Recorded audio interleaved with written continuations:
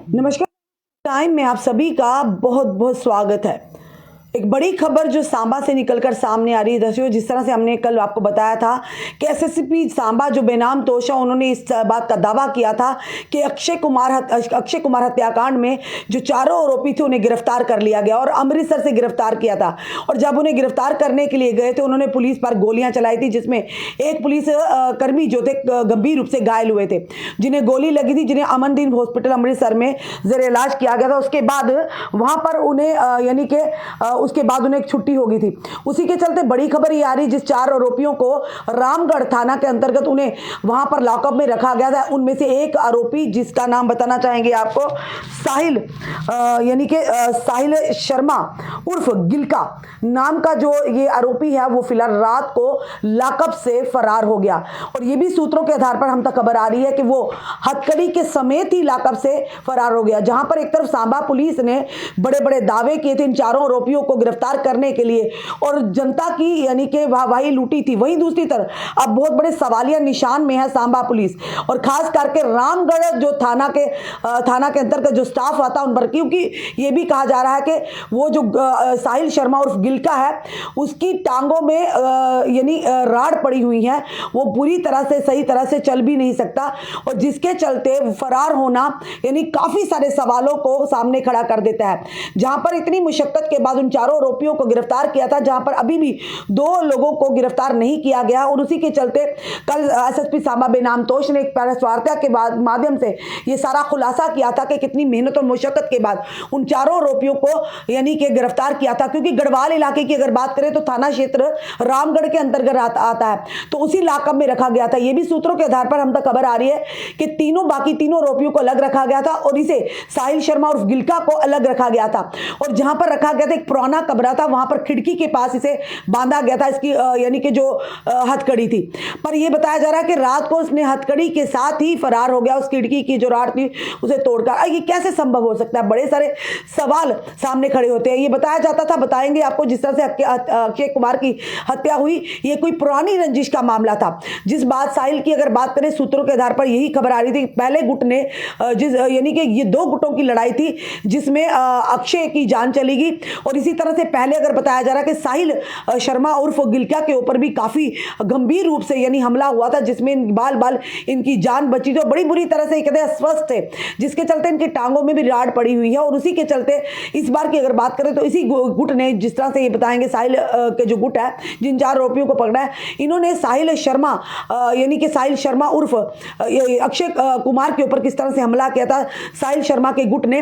और इसी की अगर बात करें, इसी विषय में एक टीम का गठन किया था, जिसके जो एसएचओ रामगढ़ है वो इसी टीम को नेतृत्व कर रहे थे, जिसके चलते एसएसपी सांबा बेनाम तोश भी अमृतसर में पहुंचे थे, जहां ये छुपे हुए थे। छापामारी की गई थी पुलिस के द्वारा और उसके बाद जब उन्होंने पुलिस पर हमला किया तो अमृतसर में ही 307 के तहत धारा 300 अटेम्प्ट टू मर्डर केस में उनके ऊपर ये जो मामला दर्ज किया गया था। उसके बाद सांबा पुलिस में लाया गया और रामगढ़ थाने के लॉकअप में बंद किया गया था। उसी के चलते रात को लगभग मध्य रात्रि की जो खबर हम तक आ रही है, मध्य रात्रि में साहिल वहां से लॉकअप से भाग निकला है। क्योंकि फ्रंट की अगर बात करें, फ्रंट गेट में संतरी खड़ा होता है और वहां पर भागने की कोई भी ऐसी गतिविधि नहीं हो सकती, इसीलिए पिछले साइड से जहां पर ये कमरा था, लॉकअप था, इसे रखा गया था साहिल शर्मा और गिलका को।